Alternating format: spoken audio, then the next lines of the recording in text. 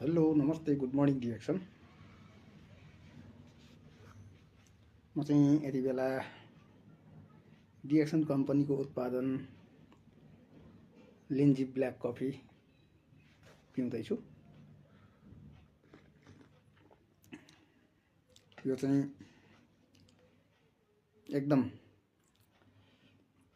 Organic हो। यसमा चाहिँ नि रातो च्याउको धुलो चाहिँ नि 35% मिक्स गरिएको छ र जुन कफीमा पाइने निकोटिन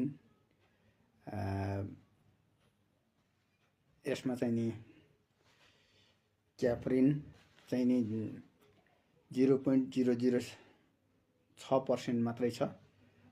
त्यसले गर्दाखेरि तपाईँ हामीलाई चिया कफीको तलतल पनि मेटिने, स्वास्थ्यलाई पनि राम्रो गर्ने, sugar, pressure, uric acid, gastric, migraine जस्ता विभिन्न समस्याहरूको पनि निवारण गर्ने यो कालो कफी खानको लागि अति नै उत्तम छ।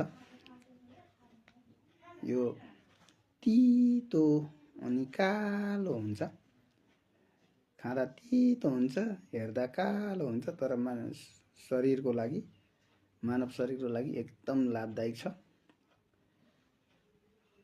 तपाईहरुलाई पनि यसको बारेमा जानकारी लिने चाहना छ, बुझ्ने इच्छा छ। के रहेछ त यो कालो कफी भनेको, लिन्जी कफी भनेको भन्ने एउटा जिज्ञासा छ भने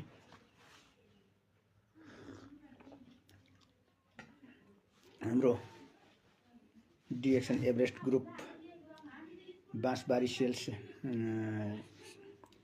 सर्भिस सेन्टरमा चाहिँ नि हरेक शनिबार चाहिँ नि हाम्रो दिउँसो 12 बजेदेखि 3 बजेसम्म स्वास्थ्य सम्बन्धी जनचेतनामूलक कार्यक्रम र साथै जानकारीमूलक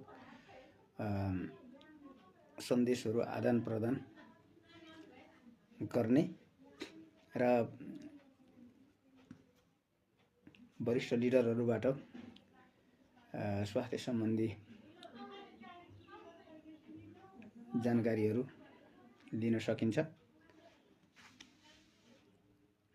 त्यसैले गर्दाखेरि हरेक शनिबार दिउँसो 12 बजेदेखि 3 बजेसम्म हामी डिरेक्सन एभरेस्ट ग्रुप